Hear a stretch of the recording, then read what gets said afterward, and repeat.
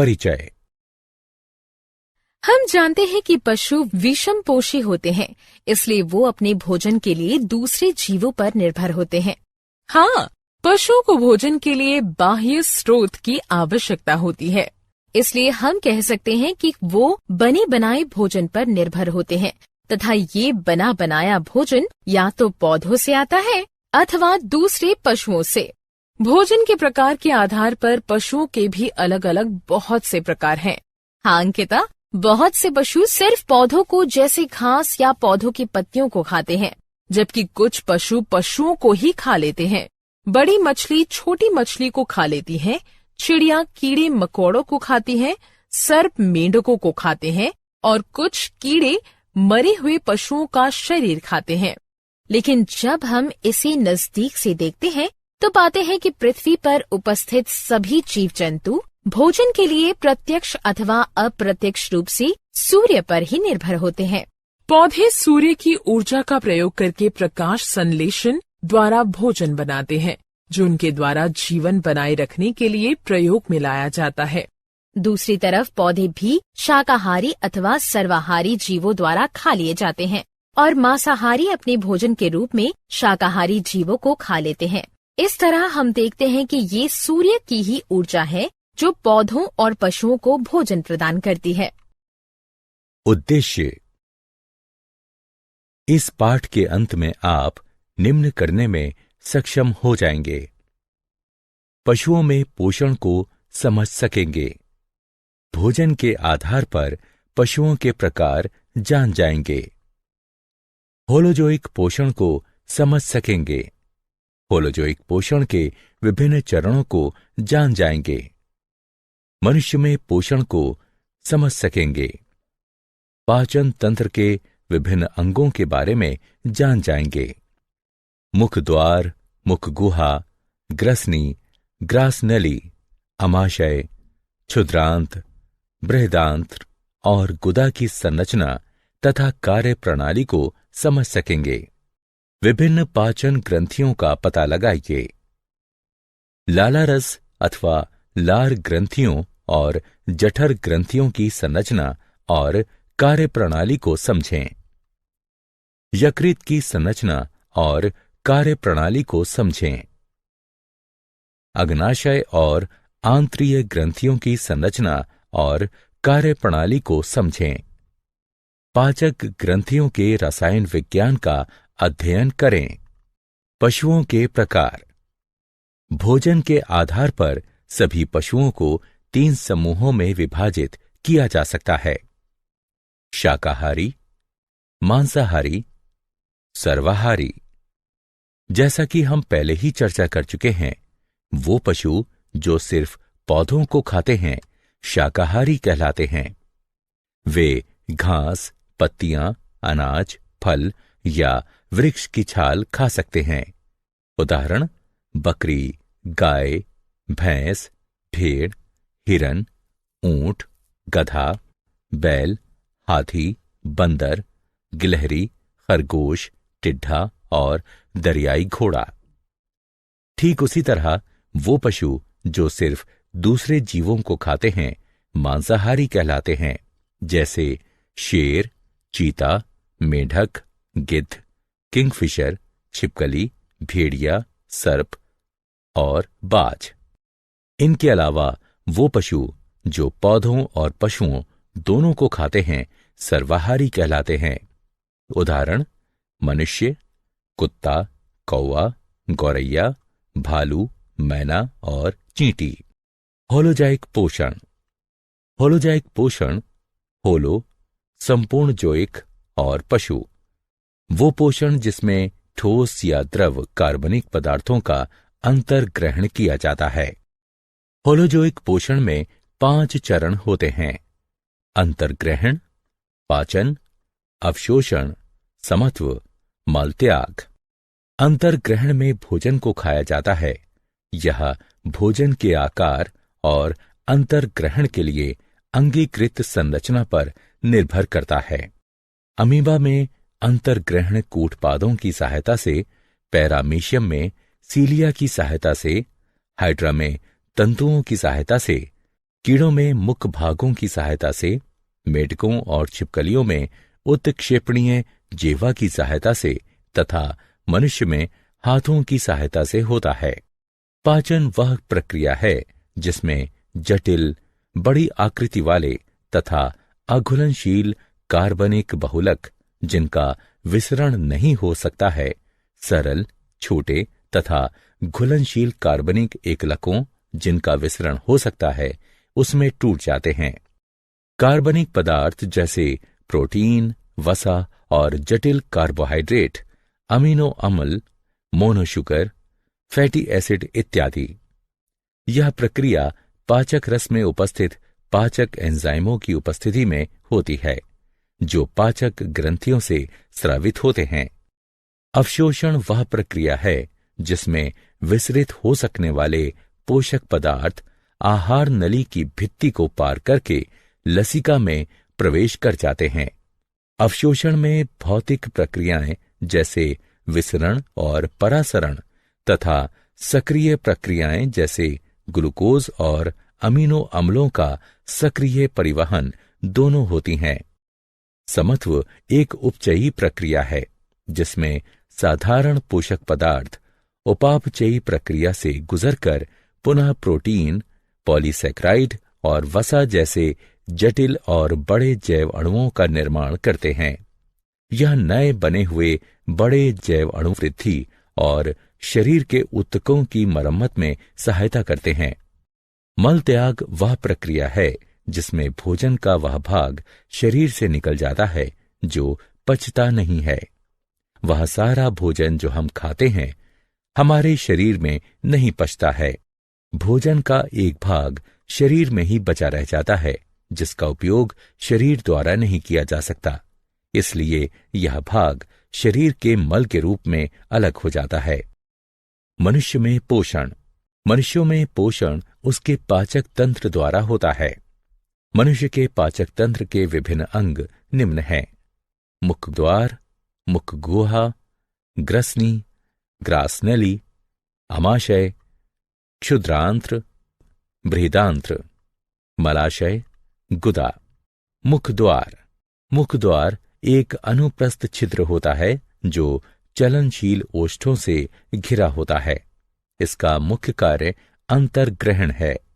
मुख गुहा। मुख गुहा में दो मुख्य संरचनाएं होती हैं: जिह्वा और दांत। जिह्वा एक मोटी, पेशीय और उत्क्षेपणीय संरचना है जो मुख गुहा के तल पर स्थित होती है। जिह्वा पर स्वाद कलिकाएं होती हैं जो भोजन का स्वाद लेने में, भोजन और लाला रस को मिलाने में तथा भोजन को निगलने में सहायता करती हैं। दांत मनुष्य के दोनों जबड़ों में होते हैं। दांत जबड़े की हड्डियों में बने कोटरों में धसे होते हैं। एक वयस्क मनुष्य में 32 दांत यानी प्रत्येक जबड़े में 16 दांत होते हैं। दांत 4 प्रकार के होते हैं: कृंतक दांत, श्वदंत, अग्रज वर्णक और चरवर्णक। प्रत्येक जबड़े में 4 कृंतक दांत होते हैं। ये तेज धार, छेनी की आकृति के और शाकाहारी भोजन को काटने तथा टुकड़े टुकड़े करने के लिए होते हैं। प्रत्येक जबड़े में 2 श्वदंत होते हैं। ये तेज धार कृपाण की आकृति के और मांसाहारी भोजन को चीरने के लिए होते हैं। प्रत्येक जबड़े में 4 अग्र चर्मवर्णक दांत होते हैं। ये बड़े और कस्प आकृति के तथा चबाने और पीसने के लिए होते हैं। प्रत्येक जबड़े में 6 चर्मवर्णक दांत होते हैं। ये बड़े और कस्प आकृति के तथा चबाने और पीसने के लिए होते हैं। ग्रसनी। ग्रसनी एक कीप जैसी आकृति होती है जहां भोजन और वायु एक दूसरे को पार करते हैं। इसमें 2 छिद्र होते हैं। कंठ द्वार कंठ और श्वास नली में खुलता है। गलेट ग्रास नली में होती है और भोजन निकलने के दौरान खुलती है। ग्रास नली। ग्रास नली पाचन तंत्र का एक लंबी, संकरी और नलीदार भाग है। यह गर्दन और ग्रसनी से अमाशय में खुलती हैं। यह क्रमाकुंचन द्वारा भोजन का परिवहन करती है। अमाशय अमाशय एक मोटा, पेशीय और जे की आकृति का थैला होता है जो ऊपरी उदर के बाएं भाग में स्थित होता है। अमाशय भोजन के मंथन और पाचन में सहायता करता है।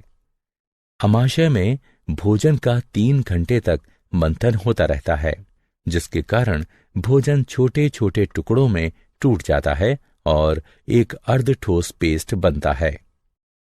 अमाशय की भित्ति में 3 नलीदार ग्रंथियां होती हैं, जिनसे जठर रस स्रावित होते हैं।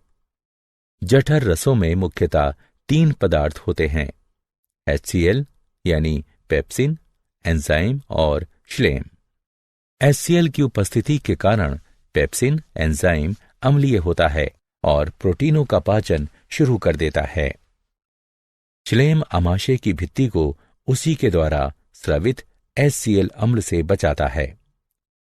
अमाशय की पेशीय भित्ति भोजन और जठर रसों को एक दूसरे में मिश्रित करने में सहायता करती है। क्षुद्रांत्र क्षुद्रांत्र आहार नली का सबसे बड़ा भाग होती है। एक वयस्क मनुष्य में यह लगभग 6.5 मीटर लंबी होती है। यह बहुत संकरी होने के कारण क्षुद्रांत्र कहलाती है। क्षुद्रांत्र 3 भागों में विभाजित होती है: गृहिणी, जेजुनम और इलियम।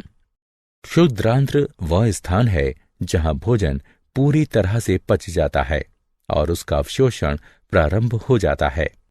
इसमें 2 ग्रंथियों से स्रावित होने वाले रस आते हैं: यकृत और अग्नाशय। यकृत से पित्त स्रावित होता है, जो एक हरा पीला लवण युक्त क्षारीय द्रव होता है, जो वसा का पायसीकरण अथवा उन्हें तोड़ने में सहायता करता है। इसलिए अमाशय से आया हुआ अम्लीय भोजन यहां पित्त द्वारा क्षारीय हो जाता है और वसा भी छोटी छोटी बूंदों में टूट जाती है। अग्नाशय से अग्नाशयी रस स्रावित होता है, जिसमें एमाइलेज, ट्रिप्सिन और लाइपेज होते हैं। एमाइलेज मंड को तोड़ता है, जबकि ट्रिप्सिन प्रोटीन को, लाइपेज पायसीकृत वसा को तोड़ता है। बृहदांत्र बृहदांत्र क्षुद्रांत्र की तुलना में छोटी और चौड़ी होती है। यह कोलन में जाने वाले भाग और मलाशय में विभाजित होती है। यह मल के निर्माण और उसके अस्थायी भंडारण में सहायता करती है। अधिकतम कशेरुकियों में कोलन पाचन तंत्र का आखिरी भाग होती है। शरीर से बाहर निकलने से पहले यह ठोस पदार्थों में से जल तथा लवण अवशोषित कर लेती है।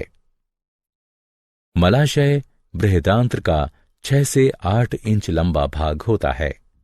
यह ठोस अपशिष्टों का तब तक भंडारण किए रहता है जब तक वो गुदा द्वारा शरीर से बाहर नहीं निकल जाते हैं।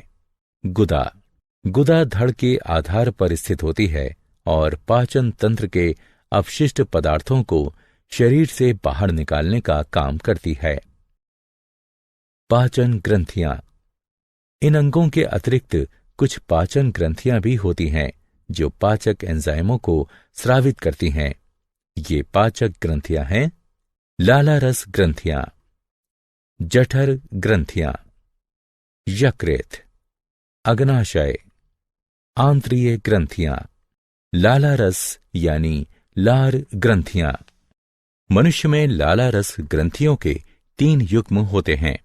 इनसे लालारस या लार स्रावित होती है, जिसमें पाचक एंजाइम टाइलिन अथवा लारिये एमाइलेज होता है। लालारस नलिकाएं मुख गुहा में खुलती हैं। जठर ग्रंथियां। जठर ग्रंथियां अमाशय की भित्ति में होती हैं और जठर रस स्रावित करती हैं। यकृत। यकृत उदर के ऊपरी भाग में दाईं ओर स्थित लाल भूरी लोब्यूलेटेड ग्रंथि है, जिससे पित्त रस स्रावित होता है। अग्नाशय।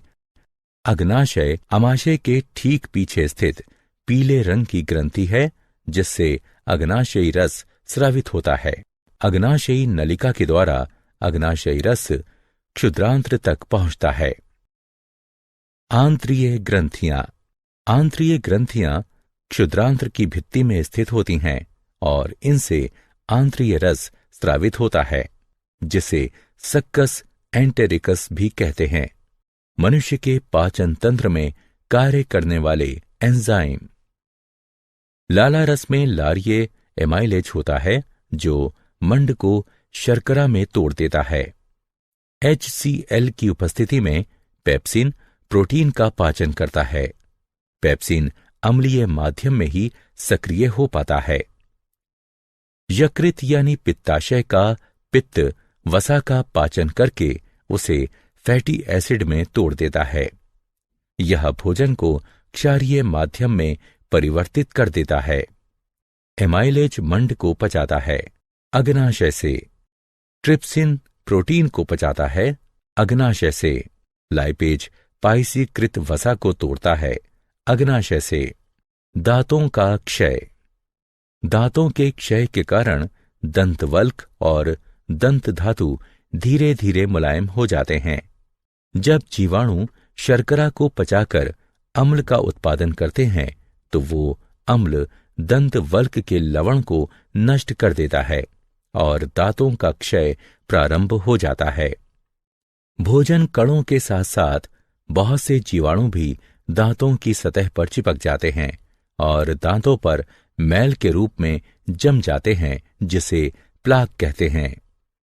लार अम्ल को प्रभावहीन करने के लिए दांतों की सतह तक नहीं पहुंच सकती, क्योंकि दांत प्लाक से घिरा होता है।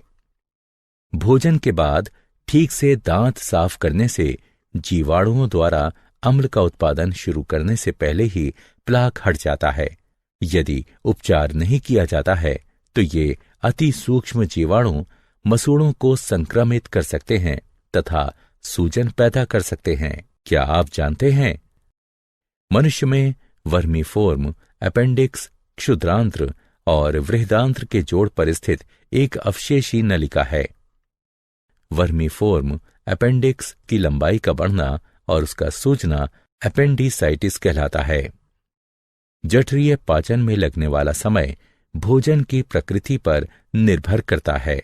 कार्बोहाइड्रेट के पाचन के लिए यह 1 से 2 घंटे का होता है, जबकि वसा के पाचन के लिए 5 से 6 घंटे का होता है। सारांश। आइए हमने जो कुछ सीखा है उसे संक्षेप में दोहराएं। विषमपोषी जीव अपना भोजन स्वयं नहीं बना सकते और अपने भोजन के लिए दूसरे जीवों पर निर्भर रहते हैं। पोषण में भोजन का प्रयोग होता है और इसमें अंतर्ग्रहण, पाचन, अवशोषण, समत्व और मलत्याग जैसे चरण होते हैं। अमीबा सर्वाहारी और होलोजोइक है। अमीबा भोजन का अंतर्ग्रहण कूटपादों की सहायता से भोजन को घेर कर करता है। अमीबा में पाचन अंतःकोशिकीय तथा खाद्य रिक्तिका के अंदर होता है। मनुष्य की आहार नली मुख गुहा, ग्रसनी, ग्रास नली, क्षुद्रांत्र, वृहदांत्र और गुदा से बनी होती है। मनुष्य के दांत हेट्रोडोंट होते हैं। भोजन आहार नली में क्रमाकुंचन गति द्वारा नीचे उतरता है। मनुष्य की पाचन ग्रंथियों में 3 युग्म लाला रस ग्रंथियां, जठर ग्रंथियां, यकृत, अग्नाशय और आंत्रिय ग्रंथियां होती हैं। पाचन ग्रंथियों से पाचक रस स्रावित होते हैं, जिसमें पाचक एंजाइम होते हैं। कार्बोहाइड्रेट का पाचन मुख गुहा में ही प्रारंभ हो जाता है, जबकि प्रोटीन और वसा का पाचन अमाशय में प्रारंभ होता है। पाचन क्षुद्रांत्र में पूरा हो जाता है। क्षुद्रांत्र में ही भोजन का अवशोषण भी होता है। दांतों का क्षय स्ट्रेप्टोकोकस म्यूटेंस जीवाणु द्वारा होता है, जो शर्करा युक्त भोजन में किण्वन करता है और कार्बनिक अम्लों का उत्पादन करता है।